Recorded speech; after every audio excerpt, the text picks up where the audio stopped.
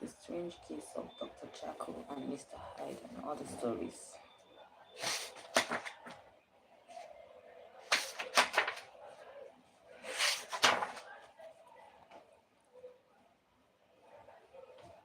The strange case of Mr. Jekyll and Dr. Hyde. Mr. Utterson, the lawyer, was a man of rugged countenance, diabolical, never lighted by a smile, cold and scanty, embarrassed in discord, backward in sentiment, lean long and dusty, daring and yet somehow lovable. At friendly meetings, and when the wine was to his taste, something eminently human beckoned from his eyes, something indeed which never found its way into his talk, but which spoke not only in those silent symbols of the after-dinner face, but more often loudly in the art of his life. He was austere with himself, drank gin when he was alone, to mortify a taste for vintages, and though he enjoyed the feeling, had not crossed the door of one for 20 years, but he had an approved tolerance for others, sometimes wondering almost with envy at the high pressure of spirits involved in their misdeeds, and in any extremities inclined to help rather than to reprove. I incline to Cain's heresy, he used to say quaintly. I let my brother go to the devil in his own way. In this character, it was frequently his fortune to be the last reputable acquaintance and the last good influence in the lives of downgoing men. And to such as this, as long as they came about his chambers, he never marked a shade of change in his demeanor. No doubt the feat was easy to Mr. Utterson, for he was undemonstrative at the best, and even his friendship seems to be founded in a similar catholicity of good nature. It is the mark of a modest man to accept his friendly circle, ready-made from the hands of opportunity, and that was the lawyer's way. His friends were those of his own blood, or those whom he had known the longest. His affection, like ivy, were the growth of time, and they implied no aptness in the object. Hence, no doubt, the bond. Hello, good morning. I'm actually reading, so you're welcome to my life. I'm reading a book from Dr. Jekyll and Mr. Hyde. So if you could drop your introduction and where you're streaming from.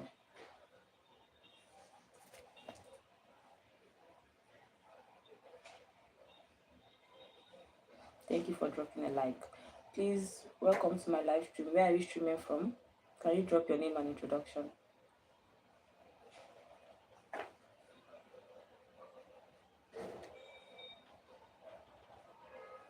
Hi.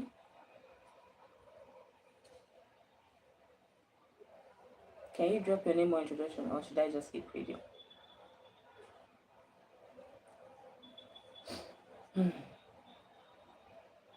No doubt, it is the mark of a modest man to accept his friendly circle, ready-made from the hands of opportunity, and that was the lawyer's way. His friends were those of his own blood, or those whom he had known the longest. His affections, like ivy, were the growth of time. They implied no aptness in the object, hence no doubt the bond that united him to Mr. Richard Enfield, his distant kinsman, the well-known man about town. It was not to crack for many what those two could see in each other or what subject they could find in common. It was reported by those who encountered them in their Sunday walks that they said nothing, looked singularly dull, and would hail with obvious relief the appearance of a friend. For all that, the two men put the greatest store by these excursions, counted them the chief jewel of each week, and not only set aside occasions of pleasure, but even resisted the call of business, that they might enjoy them uninterrupted.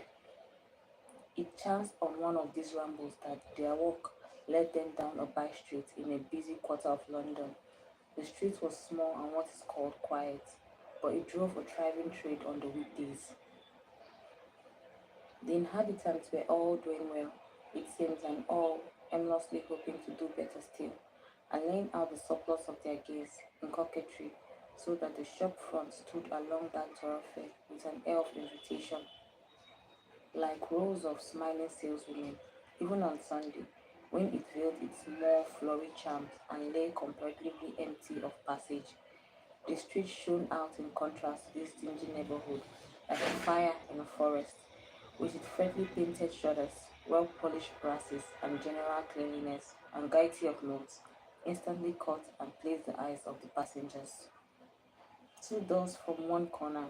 On the left hand going east, the line was broken by the entry of a court, and just at that point, a certain sinister block of building thrust forward its gable on the street.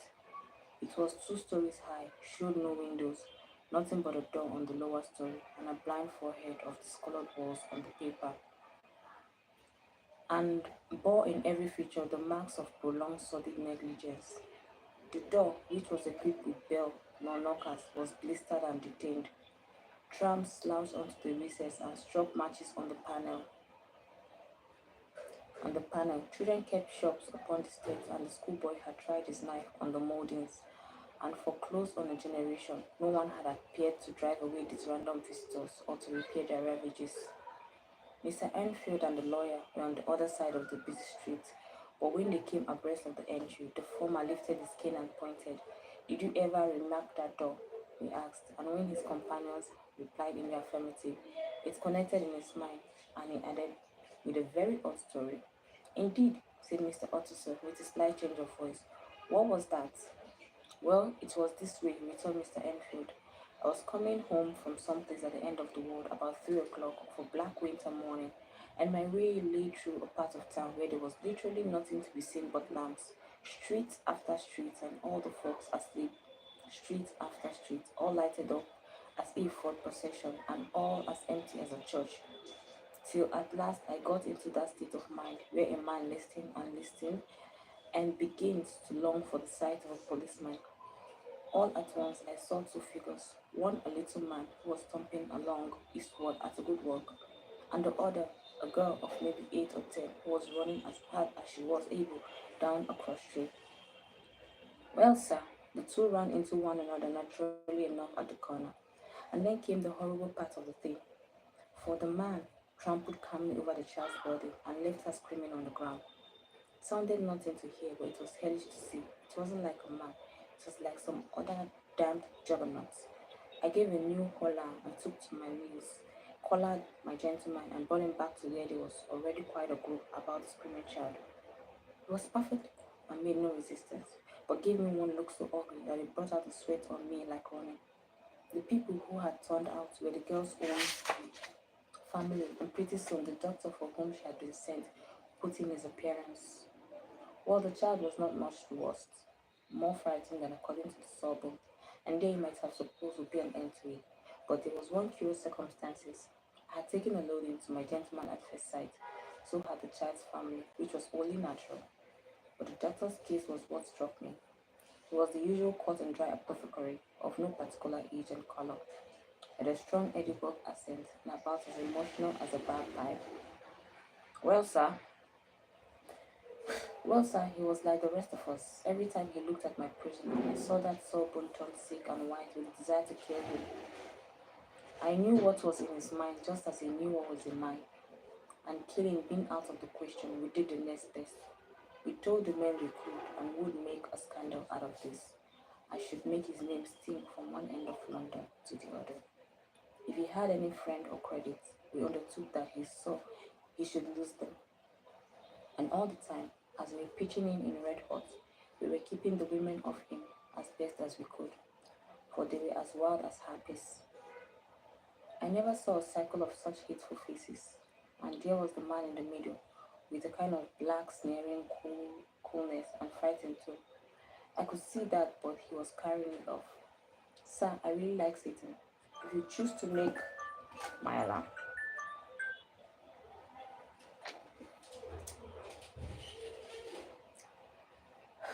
If you choose to make capital out of this accident, said he, I am naturally helpless. No gentleman but wishes to avoid a scene, says he. Name your figure. Well, we screwed him up to £100 for the child's family. He would have clearly liked to stick out, but there was something about the lot of us that meant mischief. And at last he struck. The next thing was to get the money. And where do you think he carried us to?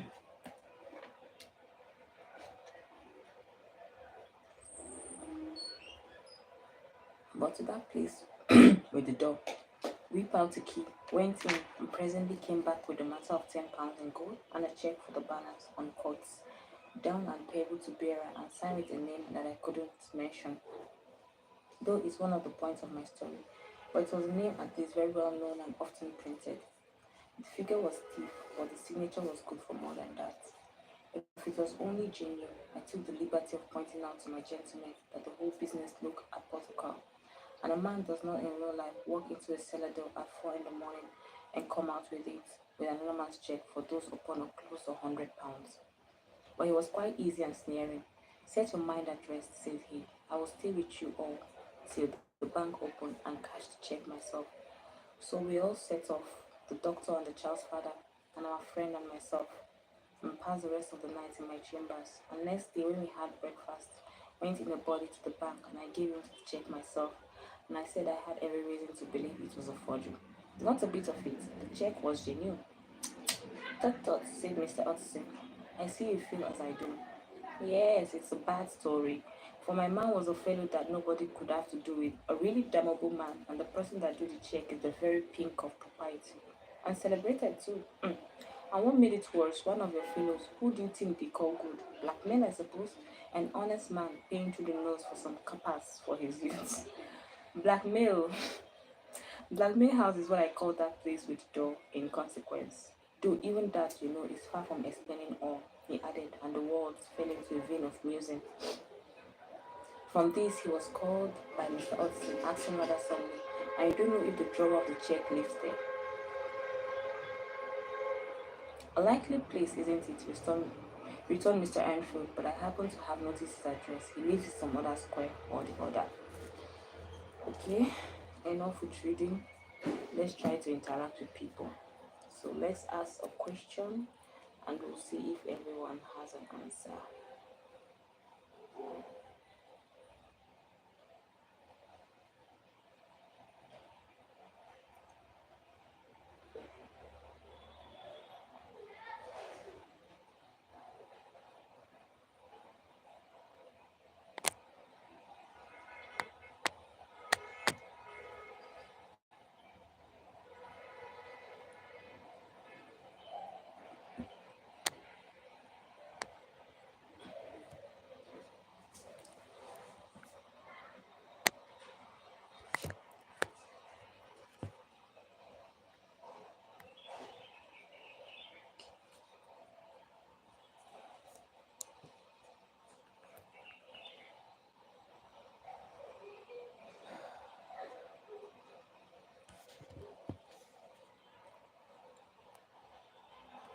Start a Q&A, ask a question.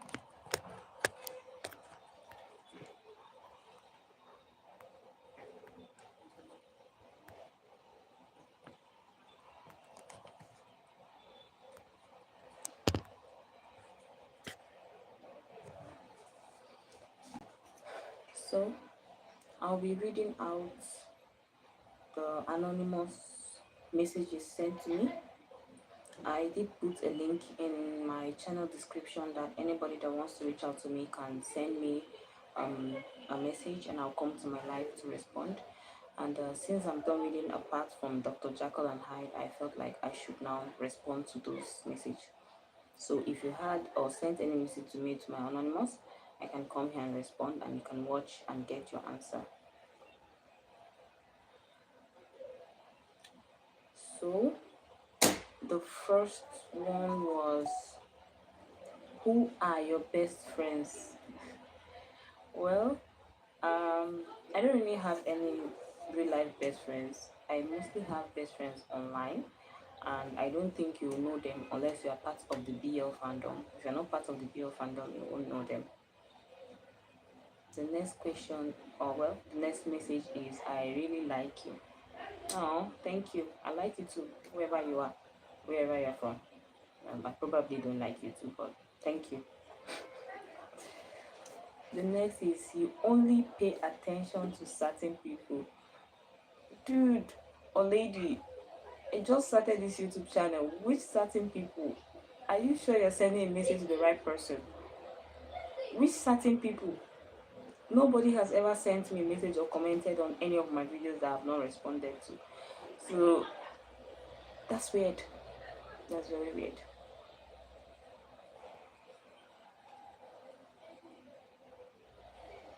What else? Okay, those are the next question. Those are all the questions. So hopefully someone else will send more so I can read. I find this fun. Keep sending. I love reading out questions or messages. And since no one is talking, then I better continue on reading.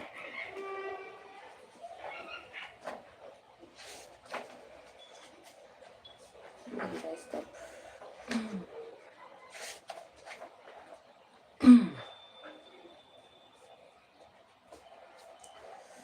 Let's see.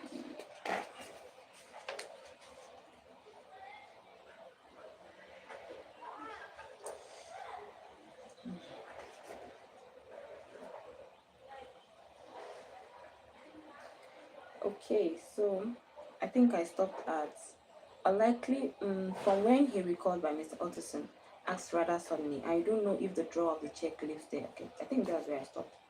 A likely place, isn't it? Returned Mr. Anfield. But I happen to have noticed his address. He lives in some square or the other.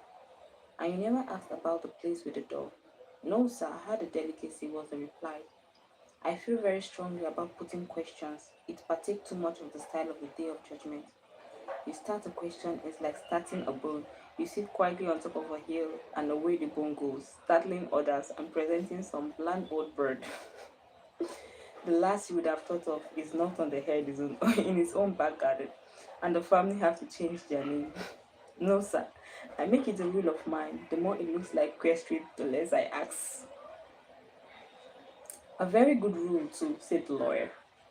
But I have studied the place for myself, continued Mr. Enfield. It seems scarcely a house. There is no other door, and nobody goes in and out of that one. But once in a great while, the gentlemen of my adventure. There are three windows looking out on the court on the first floor, none below. The windows are always shut, but they are clean. And then there's a chimney which is generally smoking, so somebody must live there. And yet it's not so sure, for the buildings are so packed together that the court, and it's hard to say where one ends and another begins. The pair walked on again for a while in silence, then Enfield and Mr. Hudson. That's a good rule of yours. Yes, it is, returned Enfield. But for all that, continued the lawyer, there is one point that I want to ask. I want to ask the name of that man who walked over the child. Well, who walked over the child? Well, Mr. Enfield, said Mr. Enfield, I can't see what harm it would do. It was a man of the name of Hyde. Hmm, what sort of a man is he to see? It's not easy to describe. There is something wrong with his appearance, something displeasing, something downright detestable. I never saw a man I do so dislike. And yet I scarcely know why. He must be deformed, and somewhere he gives a strong feeling of deformity. Although I couldn't specify the point, he's an extraordinary looking man. Yet I really can't name nothing out of the way. No, sir, I can make no harm of it. I can't describe him, and it is no want of memory, for I declare I see him this moment. Mr. Utterson again walked some way in silence and obviously under a weight of consideration. You sure he used the key? He inquired at last. My dear sir, yes, I know. I know it must seem strange. The fact is, if I do not ask you the name of the other party, it is because I know it already. You see, Richard, your tale has gone home. If you could have been inexact at any point, you had better correct it. I think you might have warned me, returned the other with a touch of sternness, but I have been pedantly exactly as you call it. The fellow had a key, and what more, he still has it. I saw him use it not a week ago. Mr. Utterson sighed deeply but never said a word, and the young man presently resumed. Here is another lesson, to say nothing. I am ashamed of my long tongue. Let us make a bargain never to refer to this again. With all my heart, said the lawyers. I shake hand on that, Richard. The next chapter is the search for Mr. Hyde. That evening, Mr. Utterson came home to his bachelor house in a somber spirit and sat down to dinner without relish. It was his custom of a Sunday. I think I should end it here and continue the story next time because this place is getting crazy noisy. So, bye, and I'll see you in my next live. Maybe I'll start in live this evening when it's less noisy. Bye.